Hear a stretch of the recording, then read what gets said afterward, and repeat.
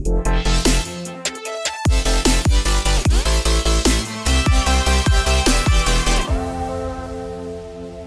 and welcome to this week's episode of the Other Side Australia Interviews. I'm Damien Curry and this is our weekly interview show which streams every Tuesday night on ADH TV at around 6 p.m. and then up on demand for you afterwards.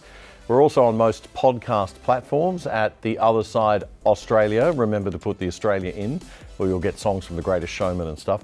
My guest tonight is an electrical engineer who works in the energy sector. He's a contributing writer to the Spectator magazine, and he's host and producer of the BaseLoad podcasts. Welcome, Ben Beattie. How are you, sir? Thanks, Damien. Good to be here. Good to have you here.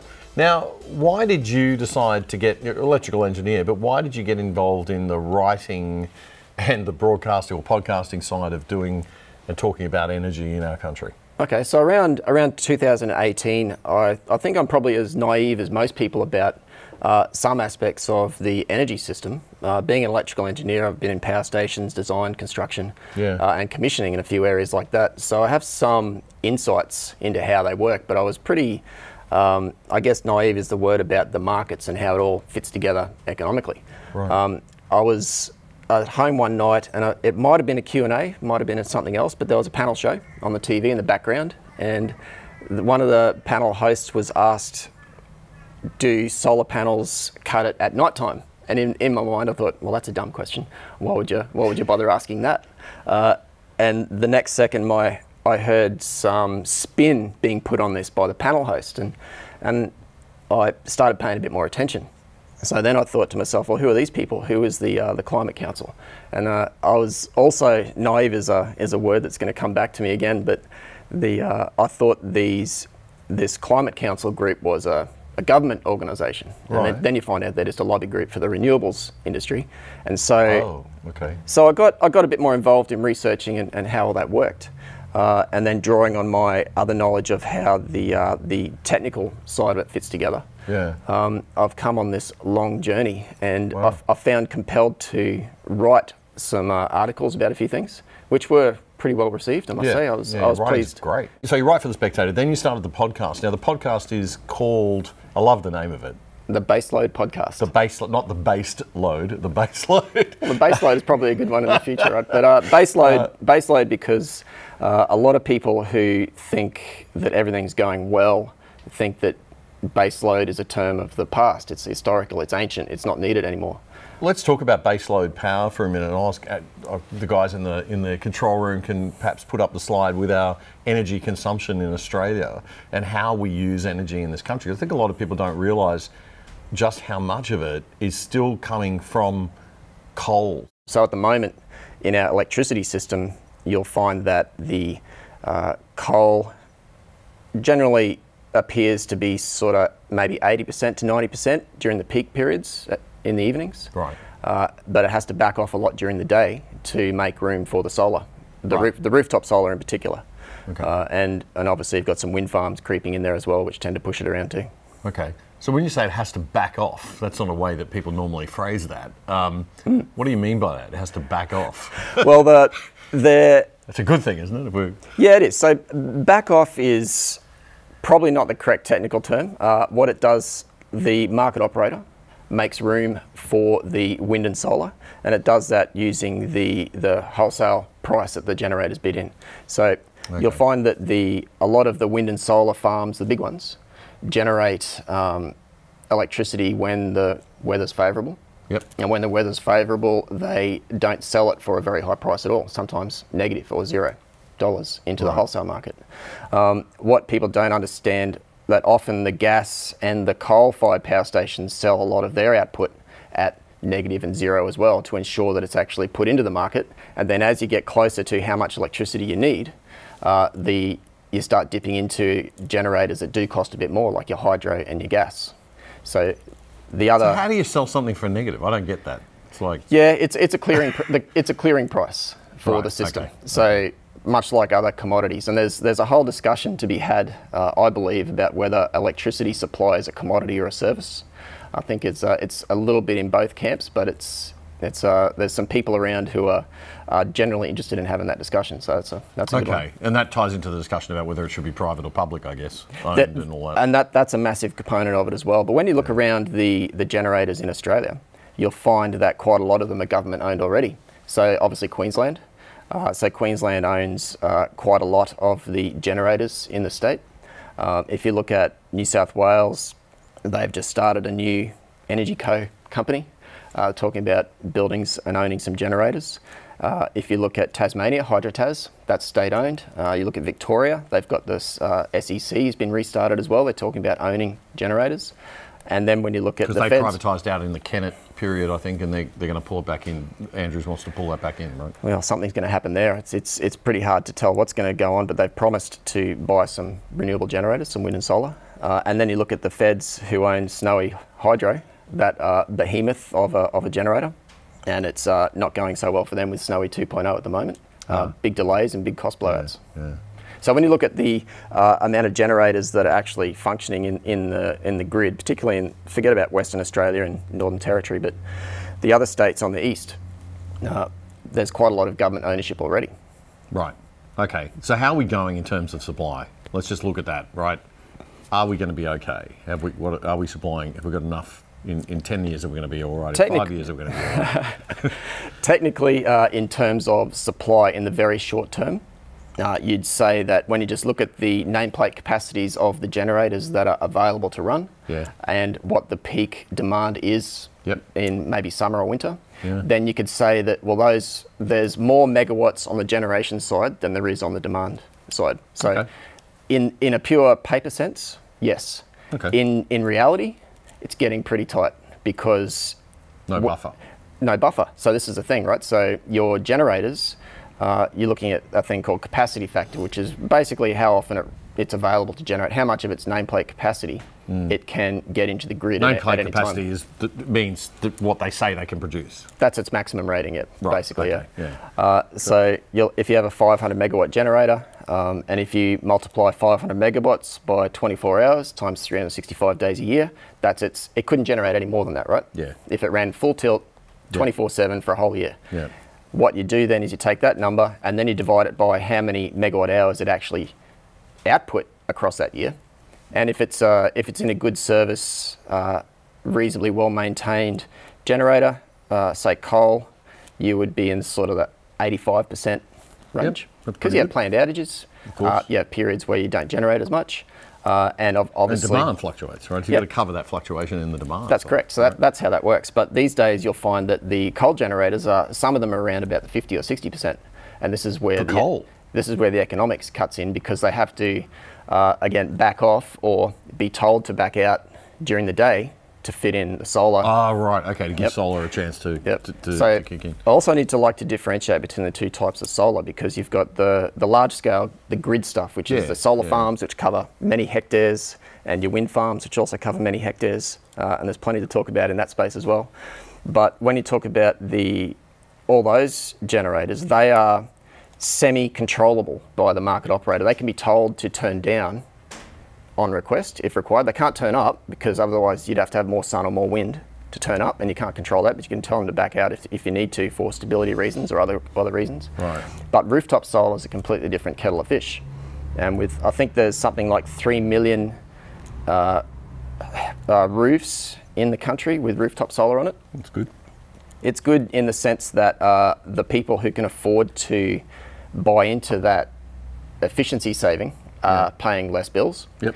It's bad in the sense that the market operator has no control over it at all.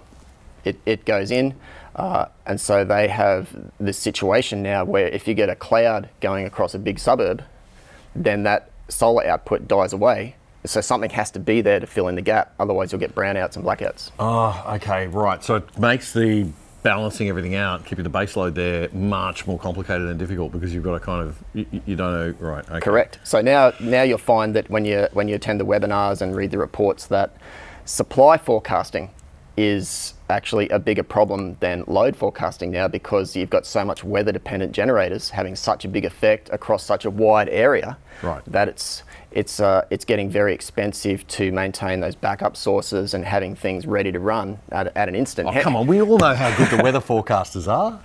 Well, you got weather forecasters have to get better now. They're pretty good. Because they need to help forecast the available power generation. Yeah, yeah. Wow. Okay, it's complicated, right? There's a bit of it. We need. Let's just talk about coal for a sec. You were talking about how the coal-fired plants have the capacity to be 85% efficient, but they're actually running at 50 to 60 because they're being pushed back on. What's the efficiency of a solar farm or a wind farm? Is that 85 or? No. So the long-term capacity factor of wind and solar wind farms is around 30%. I think some of the newer ones in better places with bigger turbines are getting around the 35%. I think offshore wind is a bit better. Solar's always going to be stuck in around about the 25% capacity factor. So you think about how many hours there are in a day that have sunlight. Your solar farm will have a curve on it. It won't go the barest glint of sun, full output. It doesn't happen like that. It's a bit of output, it ramps up during the day, and it ramps off. When you take that out and take the hours out where it's not generating at all, you're down to around about 25% capacity factor with solar. Yikes, okay, all right. So Aaron, I might just ask you to put that slide up again, mate, the same one. Let's just have a look at how the energy breaks down. So you can see in the times that the solar, just there on the slide, the solar is happening just at that peak time between 6 8. Well, obviously while the sun's out, of course. Yep. We've got a little bit of wind going on then as well, but still a significant amount of black and brown coal, right? Yeah, it's interesting, right? So gas is not as big as I thought, nor is hydro. Gas is the blue line, hydro is the orange. So that'll be the overall hydro's the blue line. national electricity market. So that encompasses South Australia, Tassie, Victoria, New South Wales and Queensland. Okay. When you look at that, I straight away see the brown coal, that's Victoria. There are no other brown coal generators in the NEM. You've got Loy Yang A, Loy Yang B and Yallourn, and that's it. Right. You've got 3. Okay, and they're all in Victoria? They're all in Victoria and they're all around the Traralgon, Gippsland area. And they all feed into Melbourne and the industry there. The black coal, that's New South Wales and Queensland. And that's our baseload generators. Yep. And the gas, the hydro is mostly Snowy Hydro, a bit of Tasmania, and a little bit from Wivenhoe in Queensland, just outside of Brisbane. And the gas sort of comes in, there's gas generators here, there and everywhere. The gas generators, especially the open cycle, the peakers, an open cycle gas turbine is not that expensive to build and not that expensive to run, except it needs fuel. Right. So fuel in Australia, with gas being the expensive part. Shouldn't be, but it is. That is a whole discussion. We're selling a whole lot of overseas. Right, I got it. Okay. I mean, we have the capacity to be pretty energy self-sufficient, right? We do. We are an energy superpower. The resources we have relative to our population are massive. It's often said that, but relative to the world, we're still pretty small. So we can talk about the gas or the coal. Let's just talk about the coal for a second. So we're often described as the world's largest coal exporter. You would have heard that on the news in various places. But it turns out that Australia's total coal production is only about 8% of the world's coal production. Oh. Even though, so when you look at how much if we're still the largest exporter, it tells you that the countries that use the most coal don't really import that much coal. They generate a lot themselves, India and China being the main ones. Right. So even our largest coal exporter in the world, we're not really a huge producer. And actually over the last few years, we're still good with black coal, a metallurgical coal, which is the coal used to make steel. So we have a very good export market in that. Thermal coal, which is what's burnt in power stations, coal-fired power stations, Indonesia exports a lot more than we do. Right. So you'd have to say that if we suddenly stopped, as certain parties in the political frame want us to, then that slack would get taken up elsewhere. And of course it would. And we'd lose out dramatically. Well, let's be clear. I mean, you've got China building 2 coal-fired power stations a week on average, I think it is. Like 100 a year plus. Yeah. And we're talking about, how many have we got? We've got about 23. And we're 23 individual units. We've got about what have we got? 8 power stations Actual in stations. Queensland. Yeah, Right. Okay. 4 remaining in New South Wales, and 3 in Victoria. And we're shutting them down. Like, That's the plan. We just shut Liddell down a couple of weeks ago. Yeah. It was destined to shut down. There was a big kerfuffle when I remember Malcolm Turnbull, as the Prime Minister, was publicly arguing with the CEO of AGL, Andy Vasey, about, well, you should sell Liddell. And AGL said, no thanks, we'll just blow it up. So you have to wonder, there's a lot of games that go in the background that most of us are not privy to, right? yeah. So on that, why don't we have nuclear power stations? Well, the quick and easy answer is that it was made illegal. An Act of Parliament in the late 90s, I think, a deal between the Greens and I think even John Howard's party might have done it. Not entirely sure about that, but it's in there. It's in the public record, and I think it's in 2 acts, so we're not allowed to do it. It doesn't make any sense. You know, nuclear should be at least legal.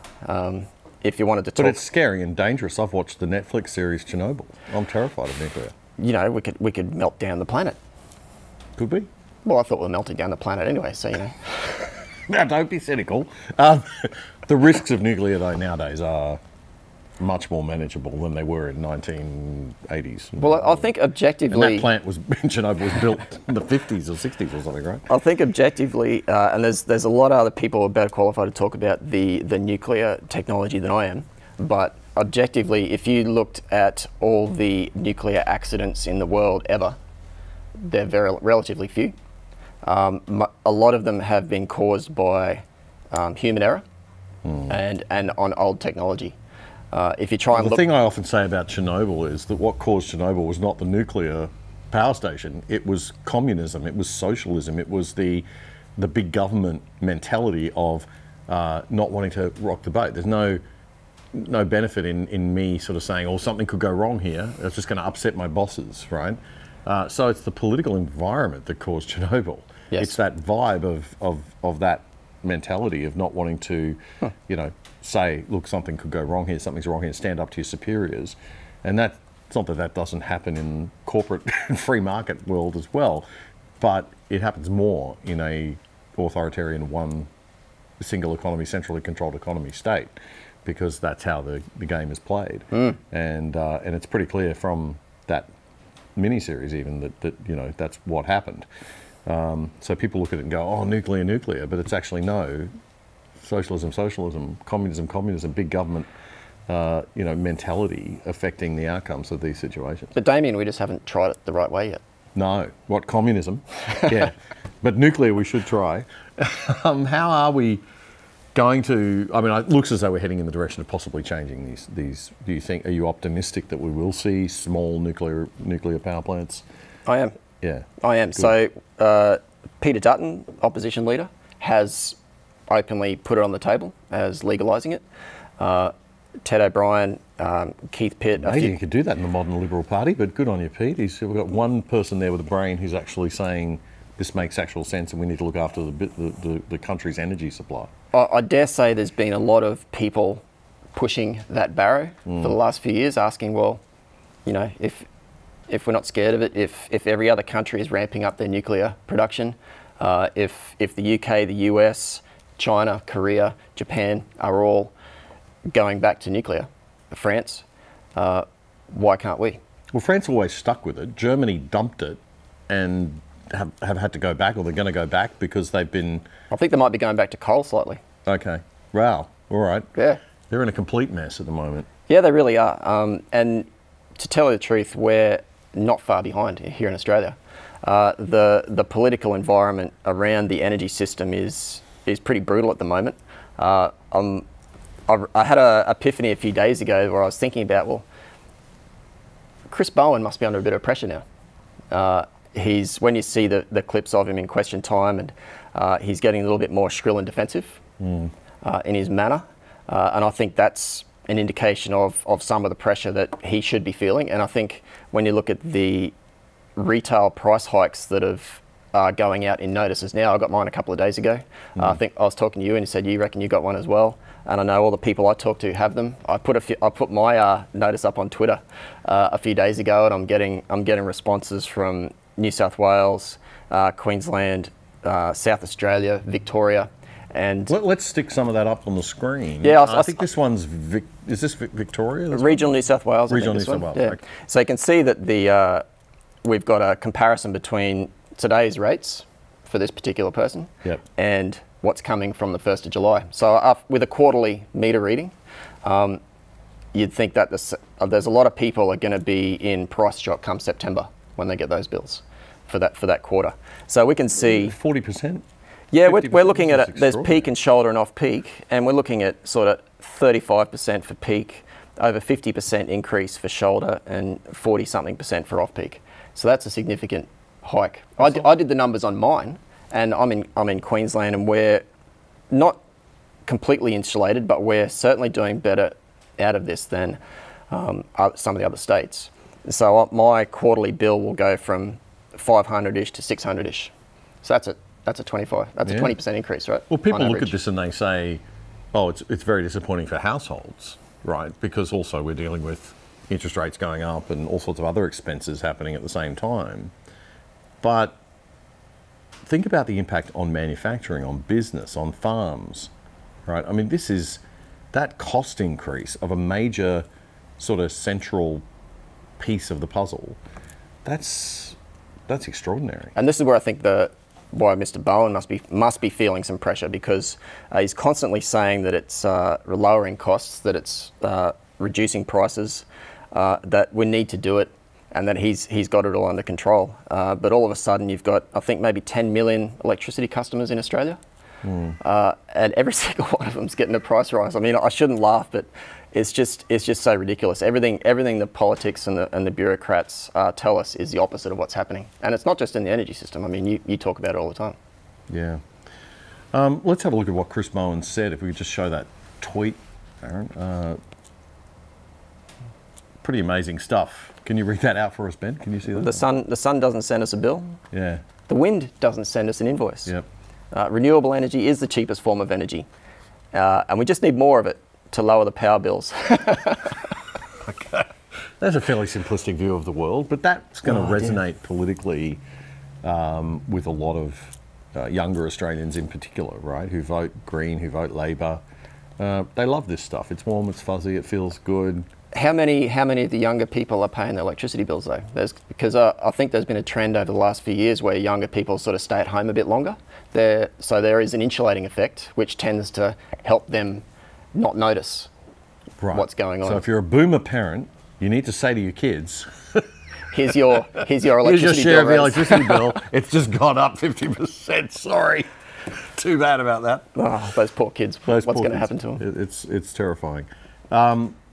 Look, I think they are suffering from mismanagement of we have let the younger generations down in a sense around not parenting them properly, not saying, guys, sorry, but this is actually not good.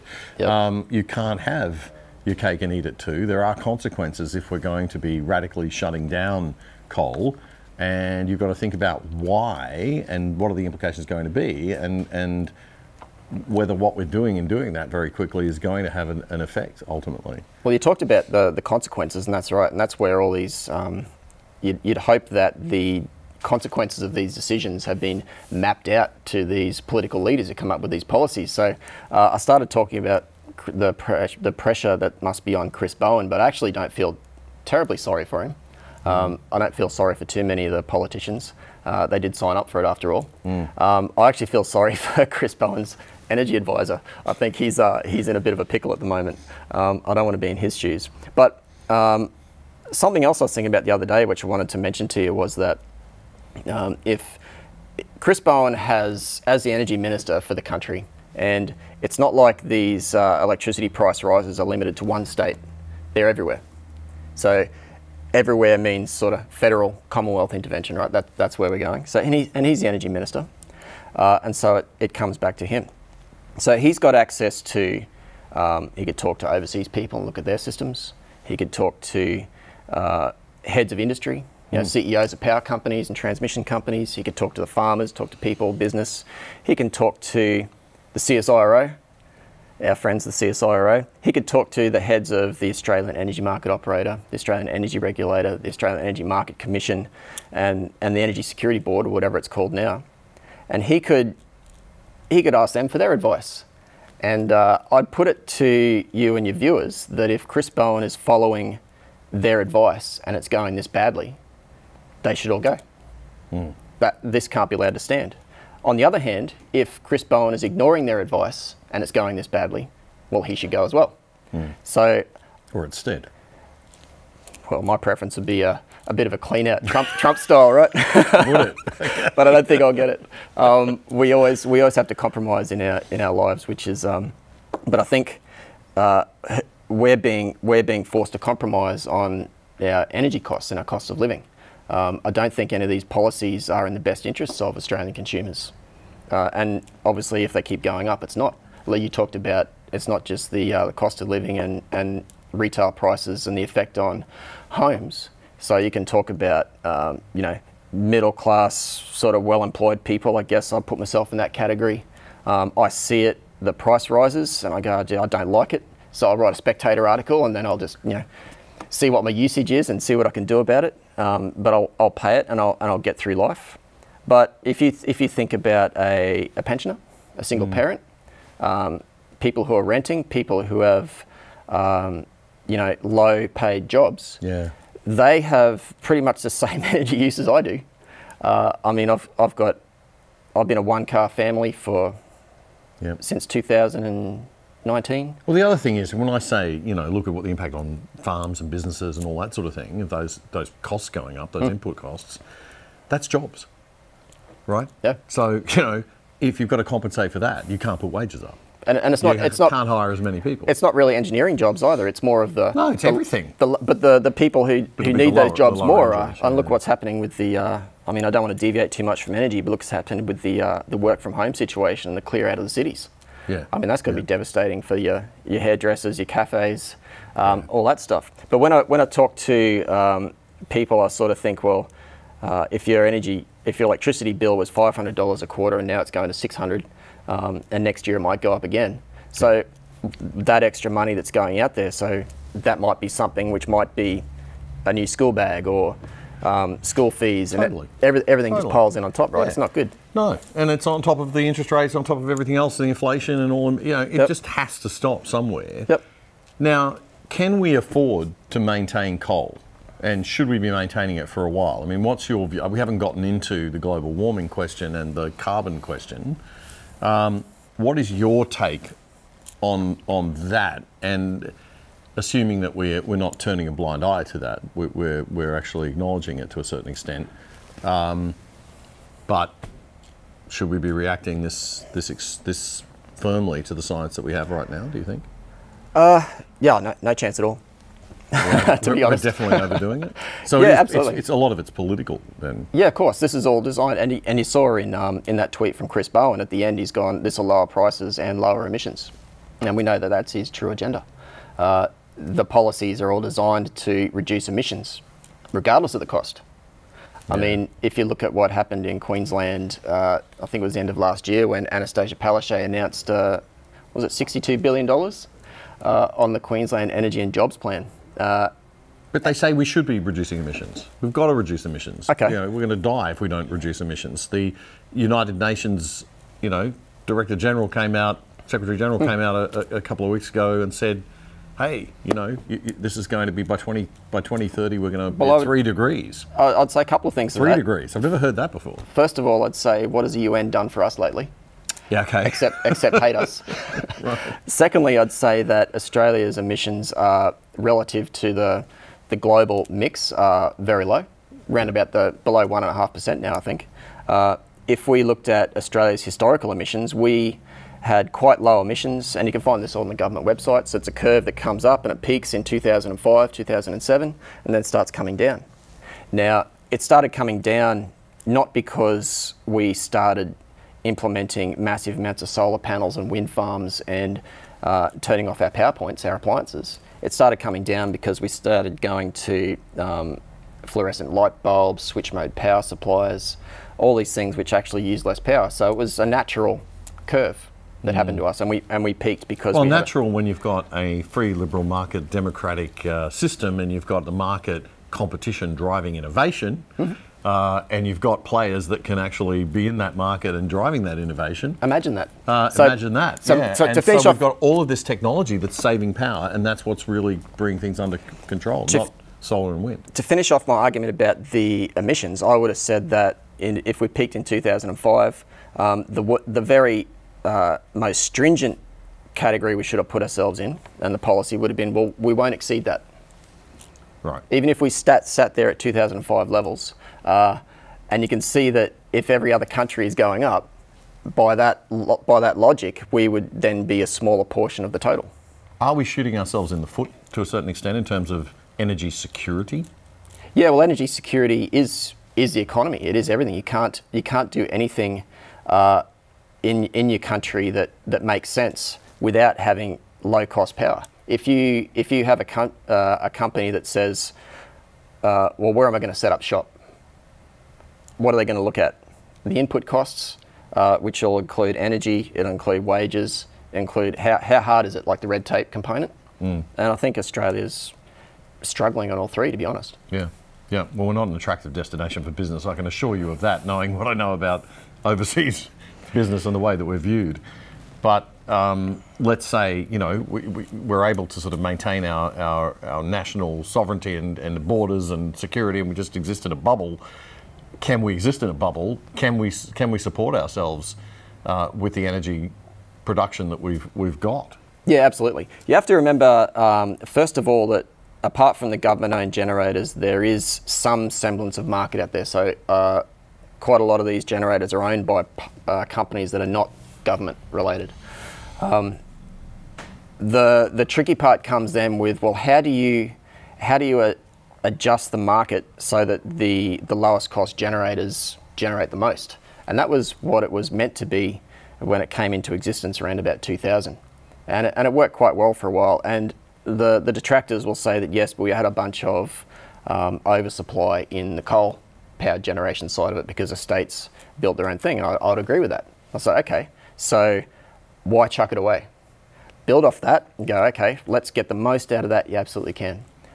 Ted O'Brien was interviewed by Chris Kenny last week, I think, and Chris Kenny put him on the spot and said, what would you do, Ted, if you were in charge? Sorry, Ted O'Brien is the shadow energy minister, Chris Bowen's counterpart. So Ted said that he would, number one, make sure there's plenty of gas. Number two, he talked about a capacity mechanism, and you know, I'm not a fan of that. And number three, he said stop blowing up the coal-fired power stations. Right.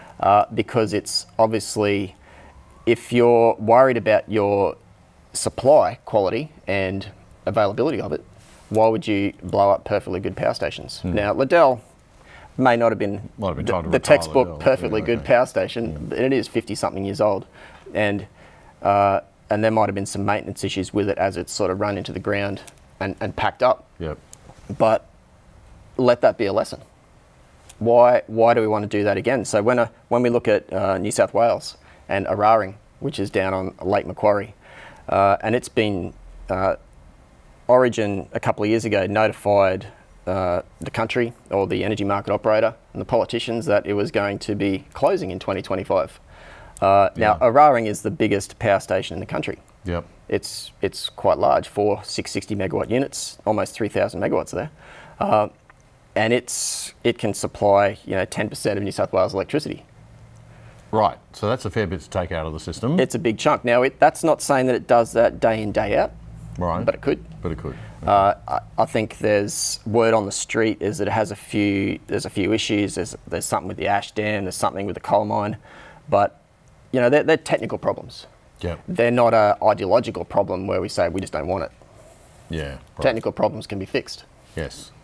Ideological problems can be fixed too, but it's a little slower. Yeah. All right. So a couple of basic questions about renewable energy for you, Ben. Please. Number one, I have rooftop solar panels. Why are my bills going up? That's an excellent question, Damien. I'm glad you asked. This is a question I like a tongue-in-cheek question I stuck on Twitter a week or so ago. Yep. Obviously, the answer is that renewables, there is a place for them that they can lower the overall electricity bill, but that is at a fairly low penetration. once you get above that, and you've absorbed that kind of that headroom where you've got that ability benefit, the first bit, right? Once you've got to start spending money to get more renewables in, you're done, you're toast. Yeah. And we're way past that now. We're nationally, I think we're around about 30% penetration. And my feeling of rooftop overall. Oh, overall. Okay. There's periods where it's a lot more actually. I think there's periods where we're instantaneously for a 5-minute period more like 60%. Okay. Which is interesting, but then you compare that with our retail prices, and you do the same thing with any other country which has lots of renewables, or big states, say California, terrible. Germany, terrible.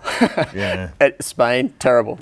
Australia, terrible. South Australia, the worst. Right. Okay. Next question. Millions of people have rooftop solar panels, and as a result, the average demand on the grid has reduced. So why are our bills going up? Another fantastic question. So this is getting back to the system cost. So our retail bills that we get in the mail, they cover the whole gamut from generation to transmission to our distribution network to the retailers to the meter readers, every piece of equipment and every person, from generating it, even from the coal that goes in or the gas, or is reflected in that bill. Now, renewables, wind and solar, with their free fuel, sun and wind, when they're operating, they don't cost anything to run, pretty much, right? They can do that, but no one's got their house parked next to a solar farm with an extension lead plugged into the solar farm. Yeah, distribution. The whole Cost kit and money. caboodle. So the policies need to reflect the system cost, and because the system cost is what we pay. When Chris Bowen gets up there and says renewables are lowering the price of power, he's talking about the price of wholesale power, and he's talking about it in very small amounts. Right. So you think about a That retailer. really sunny, windy day we had last Tuesday. Well, there's problems with that too, because then you minutes. get too much. Right. And the system operator has to then take some emergency steps and force some wind and solar out. So you see this the price goes negative. in South Australia. Well, you see it in South Australia where they have the risk, if the interconnector is full and they have a really, really sunny day and it's not very hot, it's not very cold, say a shoulder period, autumn, spring, and they get all this solar generation, there's nowhere to put it. The system voltage goes up. They've got to reach out and start tripping off individual people's inverters in their houses. God. That's how silly it's getting, right? How do they do that? Can they do that centrally, can they? They can do it with some of the newer model devices, and I think there's got to be like a 4G card in them or something, and some relays. Okay, right. But there is a problem in that aspect where out of the 3 million sort of solar systems on people's roofs at the moment, there's a very, very small amount of them can be maintained in that way. Wow. Okay. So too much is a bad thing. Not enough is a bad thing. Yeah, that's electricity for you. It's well, which brings us to the question of storage. So will batteries save us? Nah, not at all. So there's You're just a bundle of joy, Ben. I'm really going to get you on more. Why? You should get someone on to tell you about how good it is. There's plenty of people out there doing that. But I mean, that's the politics of it, right? I mean, there's a massive, what people don't understand is, you talk about, big pharma or oil and gas industry, right? The renewables industry is huge, right? It's powerful. And growing. And it's political. It's very much funding, certain politicians. So here's a question for you and maybe your viewers. Try and find on the Australian stock market a renewable energy company. Okay. You'll get AGL and Origin, that's about it. Why is that? They're not Australian companies. Right. The Acciona, Neoen, I can't remember a few other big ones, but you got Spanish, French, German companies. They're the ones who build and develop, own these wind farms, and then they basically lease them back to Australian consumers. So we're paying for them twice. We'll have a state government or a retailer will buy the wholesale power at a fixed price, maybe down as low as $60 a megawatt hour. I think that's what we're seeing at the moment for wind and solar, but I bet you it's going to go up because all these things cost more now. But you're also paying the subsidies and the incentives as well, and that's a socialised cost coming out of taxes. The state governments give them money, or ARENA gives them money, or the Clean Energy Finance Company gives them a cheap loan. So all that stuff. So we're not really building and innovating this fantastic local industry. No, as the picture's being painted. There's the jobs and industry thing is the interesting part as well. When the renewables lobby talks about jobs, and they talk about all these jobs, most of those jobs are construction jobs, which are relatively short term. Yeah, right. And so when they say build the thing, we're going to create 1,000 jobs for a week. Well, a few months. You brought a couple of books in that you wanted to have a chat about. Tell me a little bit about these. Well, when I was thinking about this interview, and obviously we're going to talk about how it's not going great for us in our energy systems, and I thought, Matthew Warren, well-respected commentator, been in the industry a long time. Read his stuff in the AFR quite regularly. He wrote a book a couple of years ago, and he didn't call it "Job Well Done." No. Well done, Aussies. Good job. He called it Blackout, and if anyone's interested, I highly recommend it. It's a good one. Matthew Warren, Blackout. How is energy-rich Australia running out of electricity? 100%. And so then you find there's other books. A fellow called Michael Williams, I think he's in Adelaide. He's a good bloke. He wrote a book about how can you, with a manufacturing company, save some money on your power bills. All right. So this is a couple of years old. That's quite good. I recommend that. Anyone who's interested will find energy policy sort of comes up everywhere. You'll find that Andrew Stone, a couple of years ago, an economist, he wrote a book called Restoring Hope from a conservative, liberal sort of perspective. And he had about 8 chapters on energy policy, what's gone wrong and what they could do.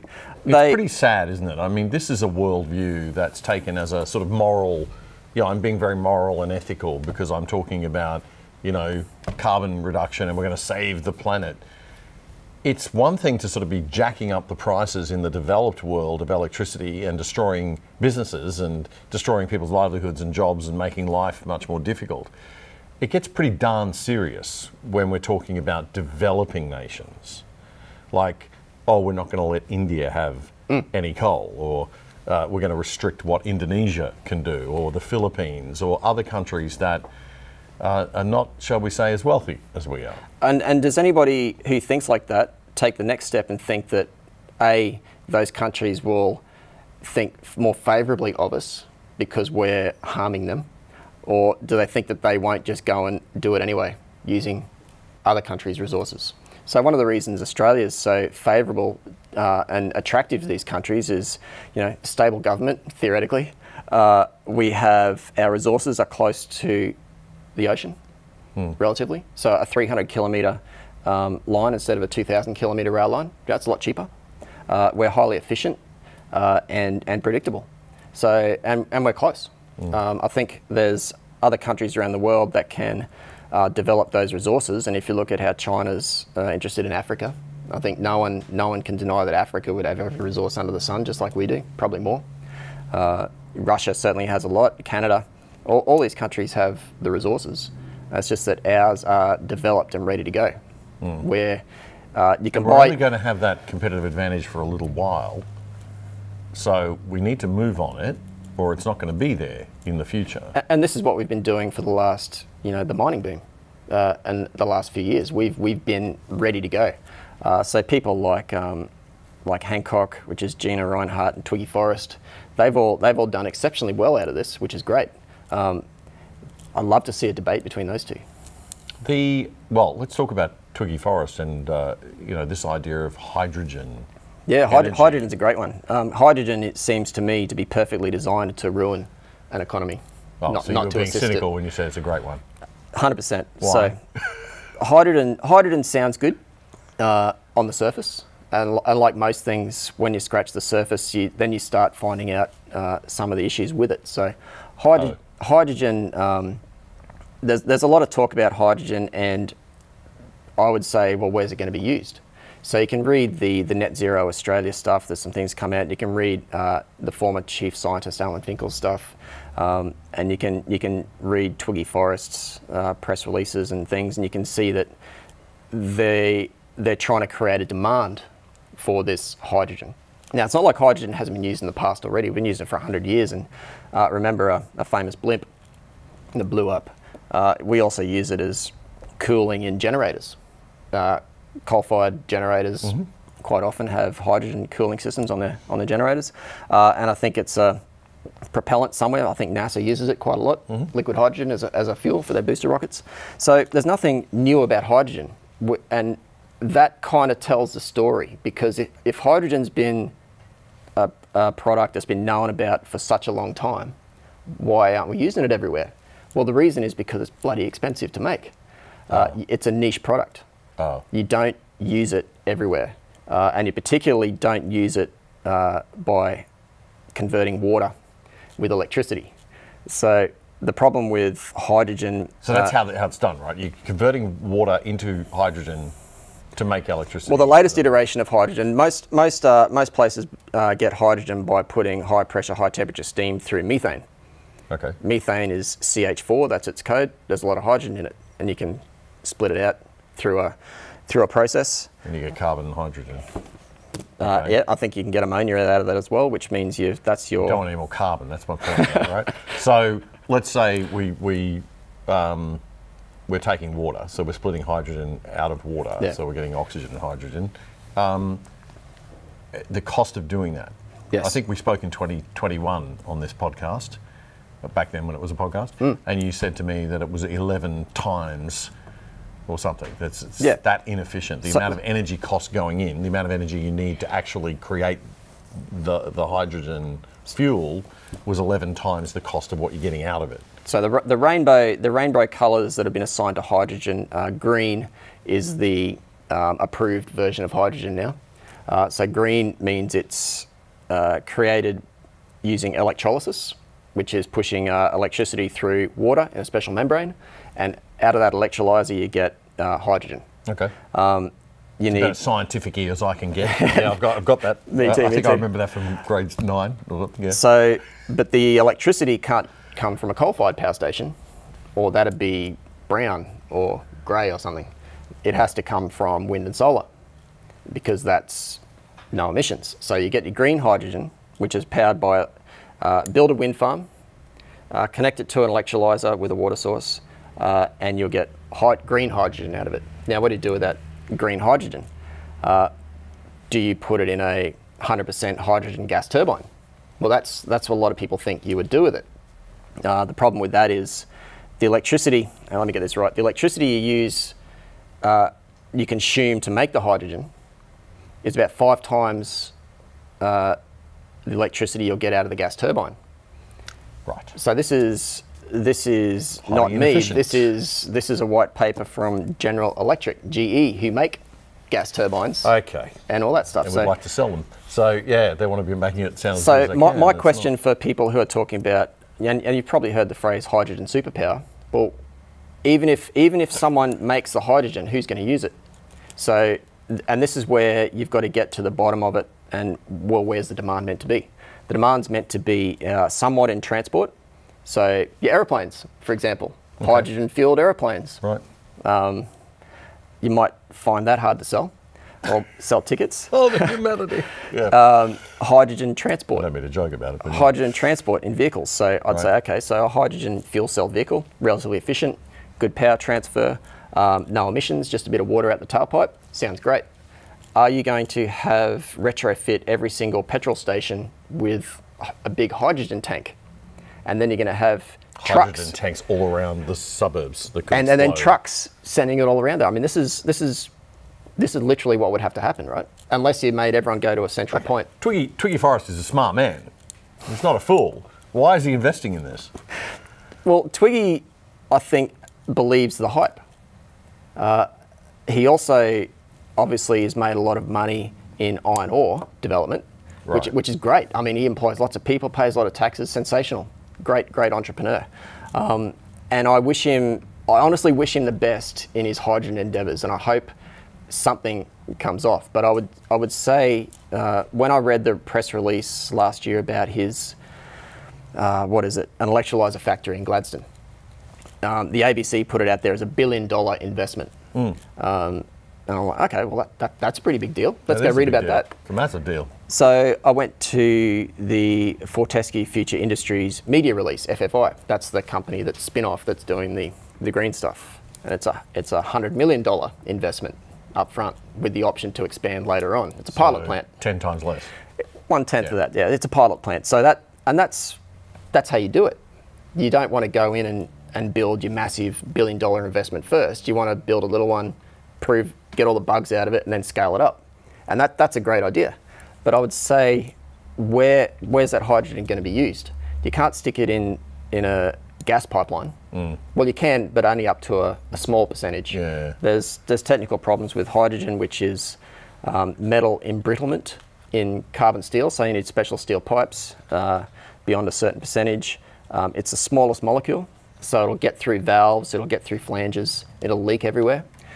When it leaks, you can't see it. Obviously, it's okay. There's a lot of problems with it. It's got a very right? So not only is it there's a litany of problems. Right. It's a list this long. So it's 5 times as much energy to go in to produce the stuff. Then when you've got the stuff, you can't use it in a lot of things because it's dangerous, and it has all these. Well, you can't just stick it in your gas stove in your house. There's no great demand for it because your gas. If you've ever installed a gas stove, they ask you, are you using LPG or natural gas? Because you need different size nozzles. Yeah, right. So you're going to have, all right. So everywhere. there's a lot of problems with hydrogen. A lot of it's not going to save us. We've got to rethink perhaps that one as well. All right.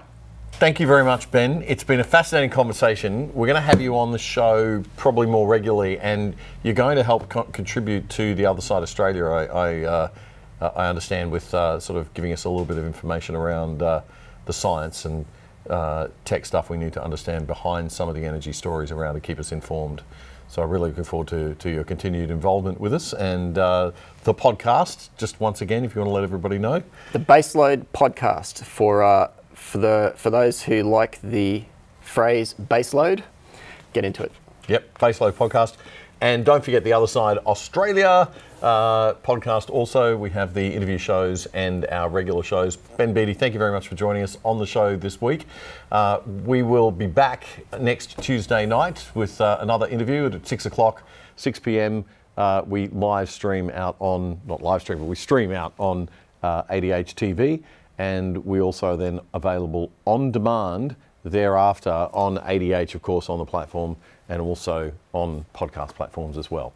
And if you haven't downloaded the ADH TV app yet, it is the easiest and best way to watch ADH TV. You can do it on your smartphone, your smart device, and you can download the ADH TV app on your smart TV. The smart TVs have the ADH TV app on them. So make sure when you're buying a new smart TV that definitely receives and can get that ADH TV app downloaded, and you can use and watch all our shows just like you do on Netflix or Stan or any other type of platform. So get onto that, and we look forward to seeing a lot more of you on the Other Side and on ADH TV. Don't forget our Friday night show, The Other Side Australia. It's a weekly news summary, but we do go sort of into depth and into deep dive on a lot of stories. We bring you the news a little slower, so we recap you on the whole week in under an hour, giving you all the details you need to know about particular stories that have evolved over the week. And that'll take you into the weekend nice and fresh. So that comes out every weekend on Friday night at 8 p.m. First streams on ADH TV and then on demand after. So that's The Other Side Australia on Friday nights at 8 and The Other Side interviews on Tuesday nights at 6. So we'll see you then. Bye for now.